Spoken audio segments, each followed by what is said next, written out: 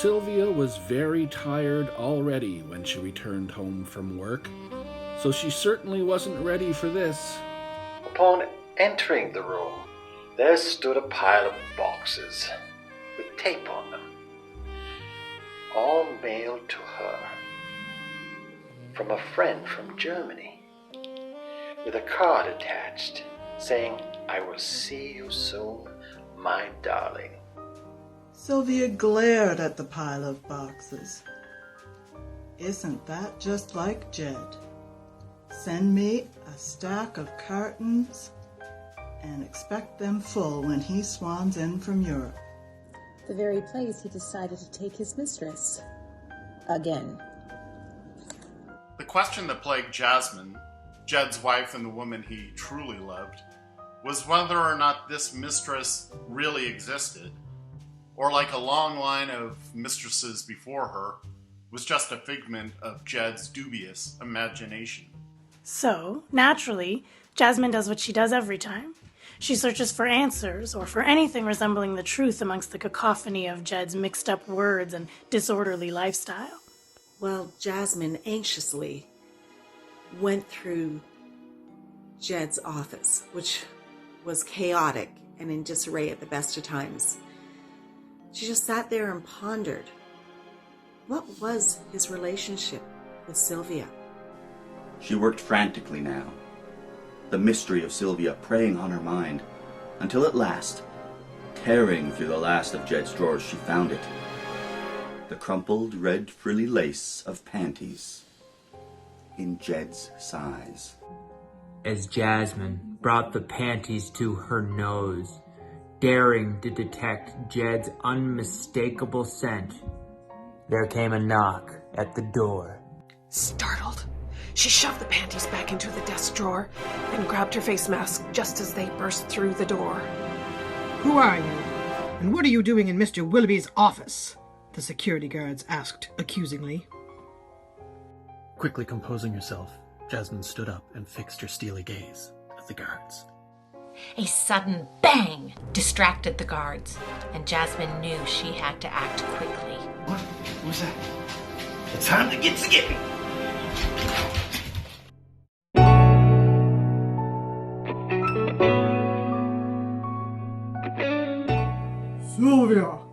Sylvia, where are you, you little vixen? From across the bedroom, a seductive voice responds. I'm in the closet, lover boy. Come on in and see what's in store for you. Jed swiftly hopped over the piles of empty boxes laying between him and the closet. He noticed a stain on the floor and stooped to look at it. At first glance, it seemed the bitter residue of yesterday's misstep.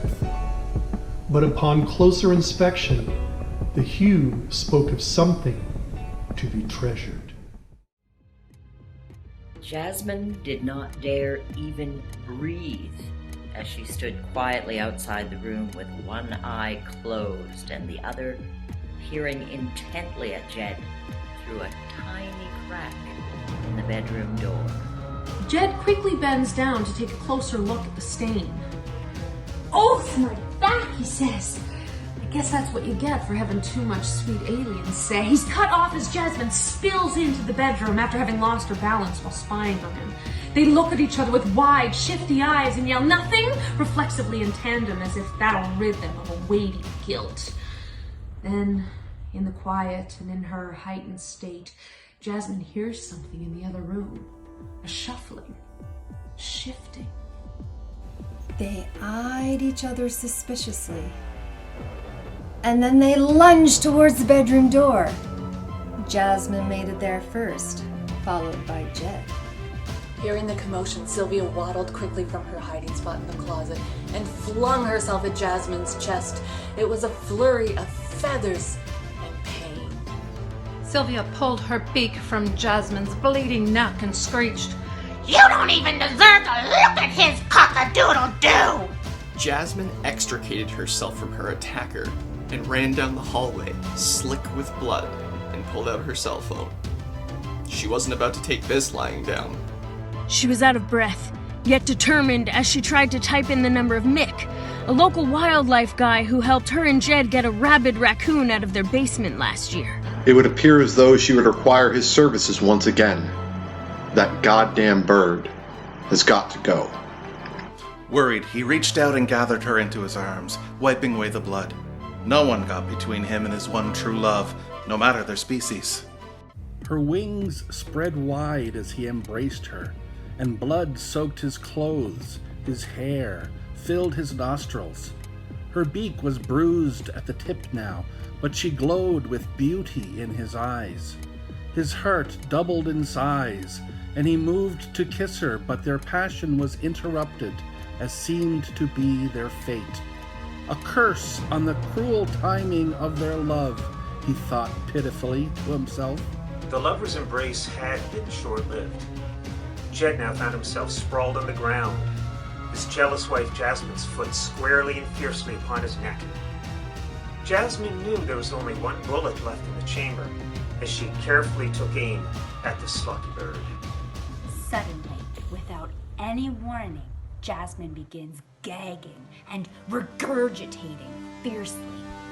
Feathers begin to grow out of her pores, and her face seems to magically contort as she transforms into what Jed could only describe as the most divinely beautiful bird, heck, any creature he had ever seen.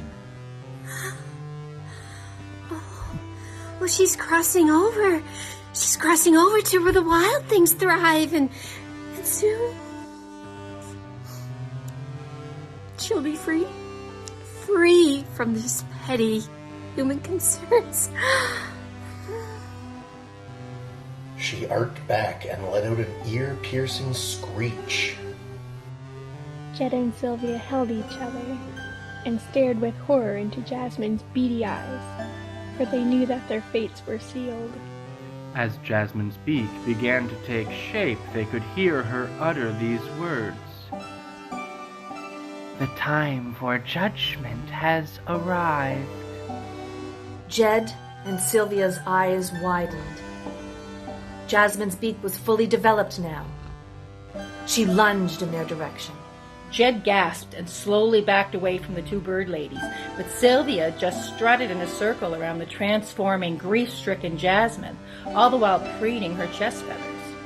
Jed, becoming more and more alarmed, tried running away from Sylvia and Jasmine, but they ran so fast towards him that when they reached him, they began pecking at his face and his arms. Pecking, pecking, pecking, Jed screaming as the flesh ripped away from his face, and realizing he was unable to fight off the four massive, powerful, suffocating wings. It was clear now how this would all end. In his last moments of consciousness, Jed could only begin to laugh at the misfortune that his choices had brought upon him, as an old adage popped into his head. A bird in the hand is worth two in the bush.